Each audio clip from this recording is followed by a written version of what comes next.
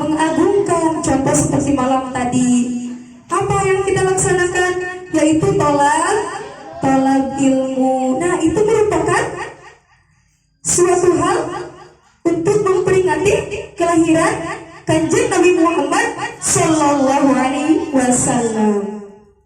Nah, bukan hanya memperingati saja, kita harus tahu silsilah Nabi Muhammad Sallallahu Alaihi Wasallam. Bagaimana wajib jalma Islamna umi ngarundayanana Kanjeng Nabi utusan Allah Muhammad putra Abdullah, Muhammad putra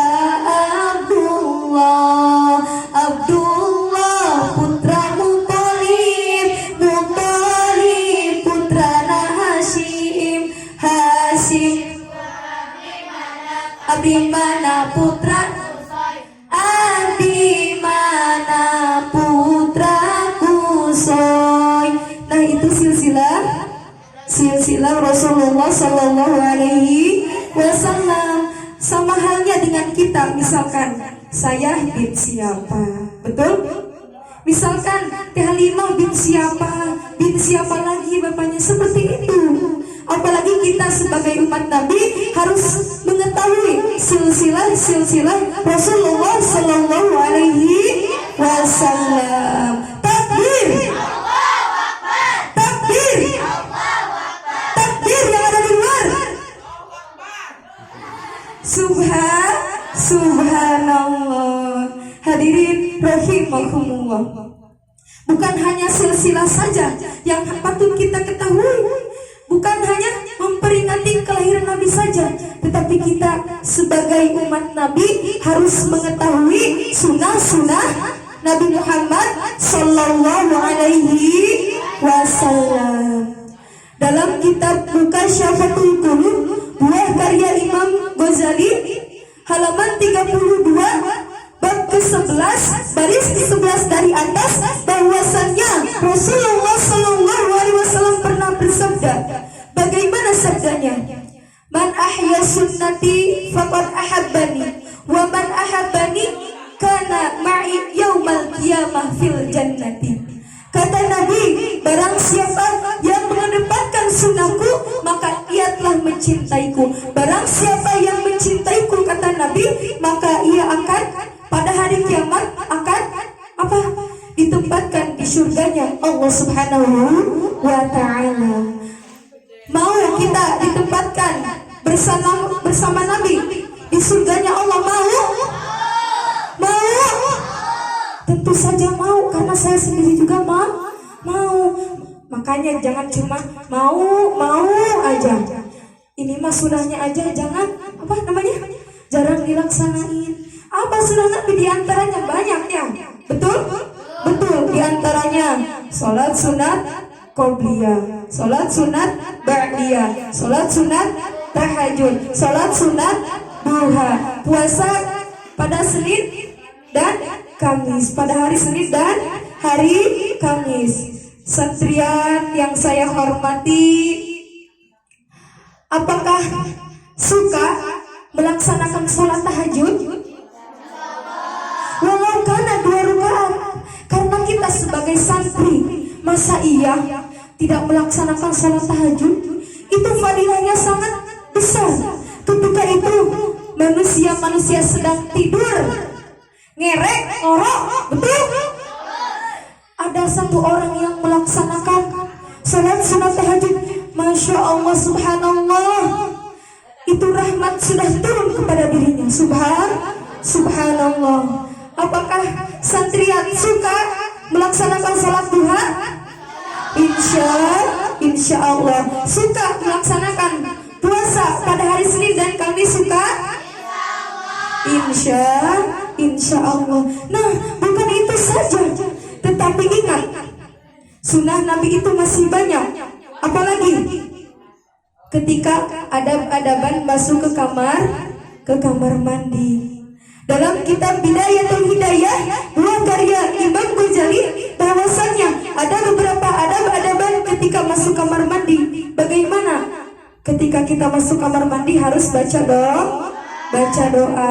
Apalagi melangkahkan kaki kiri terlebih dahulu. Apalagi memakai alas atau handuk. Betul. Nah, hadirin, itulah sunnah-sunnah Nabi. Karena kalau misalkan saya bahas seluruhnya pasti akan menyita waktu. Betul, karena saya lihat lemas-lemas sekali, Masya Allah. Santrian sudah makan? Kenapa belum?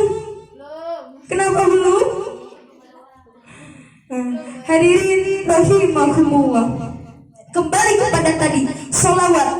Dalam kitab Mukhtarul Ahadis buah karya Ahmad Al-Hasimi, bahwasannya Rasulullah SAW pernah bersabda, man shalla alayya wahidatan sallallahu alaihi asra salawatin wa hatta anhu asra khati'atin wa rafa'a lahu asra darajatin.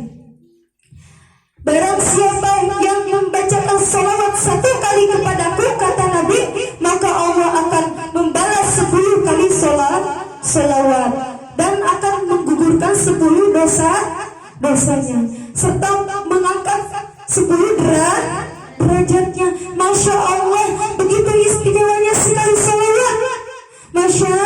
Masya Allah. Poin pertama, jikalau kita membaca salawat kepada Nabi 1 kali, maka Allah akan membalas 10 kali salawat. Ketika santrian sedang masak nih, misalkan lagi masak, baca salawat, Allahumma sholli ala Sayyidina Muhammadin Maulana Muhammadin. Jangan ini mah lagi masak sama temennya, si ini mah gini loh. Jangan, harus banyak memperbaca salawat. Bayangkan ketika kita membaca 1 kali salawat kepada Nabi, bayangkan beribu-ribu kali salawat, berpuluh-puluh kali salawat, beratus-ratus kali salawat, maka Allah akan membalas beratus-ratus kali salawat, beribu-ribu kali salawat. Maka harus memperbanyak baca salawat. Nah, itu poin pertama. Poin kedua, ketika kita membaca 1 kali salawat kepada Nabi Muhammad, maka Allah akan menggugurkan 10 dosa kita. Mau dosanya digugurkan oleh Allah Subhanahu wa Ta'ala? Mau. Tentu saja mau. Maka memperbanyak baca salawat. Nah, itu poin kedua. Poin ketiga, ketika kita membaca salawat kepada Nabi, maka Allah akan mengangkat 10 derajat.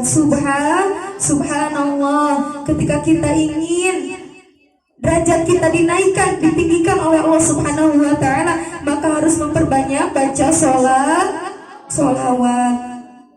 Selain itu, tentunya kita sebagai umat Nabi ingin mendapatkan naungan syafaat dari kanjeng Nabi Muhammad sallallahu alaihi wasallam di yaumil qiyamah kelak. Amin ya Allah ya rabbal alamin. Kata Nabi, siapakah yang akan mendapatkan syafaat di yaumil qiyamah kelak? Yaitu orang yang rajin baca salawat. Salatullah salamullah ala taha rasulillah. Salatullah salamullah ala yasin habibillah. Ala yasin habibillah. Mau pintar baca sholawat, mau cerdas baca sholawat, mau sehat baca sholawat, mau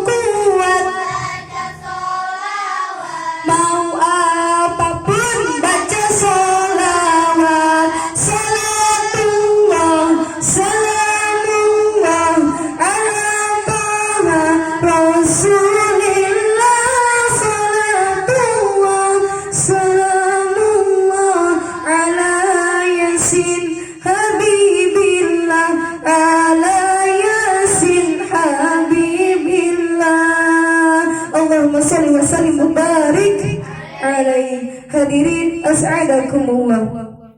Mudah-mudahan kita selaku umat Nabi selalu diberikan kemudahan, keringanan dalam membaca salawat agar kita diberikan naungan syafaat di yaumil kiamah kelak dari Rasulullah sallallahu alaihi wasallam.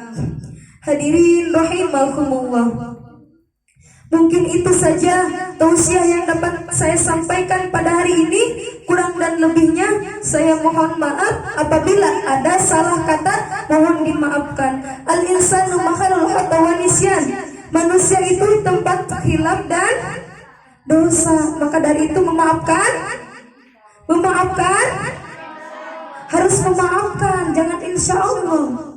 Karena kalau misalkan kita memaafkan dosa orang lain, maka Allah akan apa?